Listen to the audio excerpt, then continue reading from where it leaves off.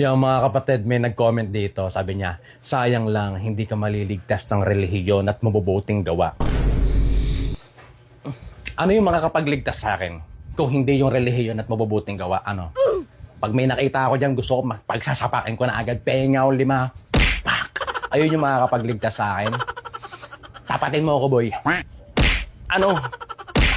Eh, ano yung makakapagligtas sa akin? Ano yung makakapagligtas sa amin, ha? Nanginigil ako. Ano yung makakapagligtas sa amin?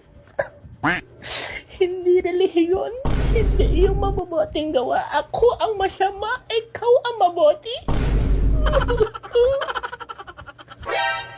Mga ka-good news, pag pinakinggan nyo yung sinabi ng lalaki, ramdam mo agad yung frustration at saka yung sarcasm. Kung hindi relihiyon at mabubuting gawa, ano ang makakapagligtas? Ako ang masama, ikaw ang mabuti. At kinakailangan natin itong sagutin, hindi out of anger, kundi ayon sa katotohanan. That's a good argument. Tara, pag-usapan natin yan. Una, ang mabubuting gawa ay mahalaga, pero hindi nakapagliligtas. Linawin natin agad, may value ang mabubuting gawa, pero hindi yon ang nagliligtas. Sa Ephesians chapter 2 verses 8 hanggang 9 ang sabi, sa biyaya kayo'y naligtas, hindi sa gawa. Ibig sabihin kahit gaano ka kabait, kahit gaano karami ang good works mo, hindi nito kayang burahin ang kasalanan mo. Ka-good news, hindi mo kayang bayaran ang kasalanan gamit ang mabubuting gawa. Pangalawa, ang relihiyon ay hindi sapat. Ka-good news, ang religion ay paraan ng tao para lumapit sa Diyos. Pero ang problema, pwede kang religious pero hindi ka pa rin transformed sa puso. Sa Matthew chapter 15 verse 8 ang sabi, iginagalang nila ako sa labi, pero ang puso nila ay malayo sa akin. Ka-good news, pwede kang religious pero hindi ka pa rin saved. Pangatlo, lahat tayo ay may parehong problema.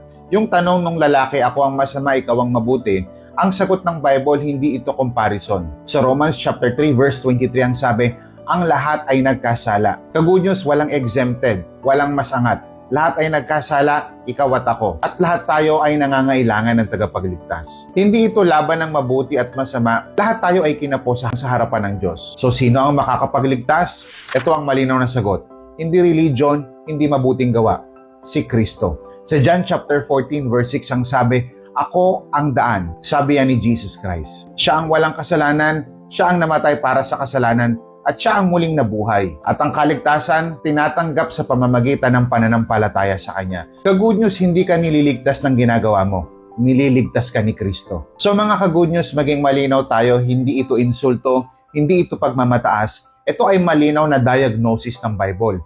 Hindi sapat ang religion, hindi sapat ang mabubuting gawa. Dahil ang problema ay kasalanan. At ang solusyon, hindi self-improvement, kundi tagapagligtas. Kaya kung gusto mong maligtas, huwag kang magtiwala sa ginagawa mo. Magtiwala ka kay Kristo. Ka-good news, hindi gawa o religion ang magliligtas sa'yo. Biyaya ni Kristo. What are your thoughts? I-type mo sa comment section. Pag-usapan natin.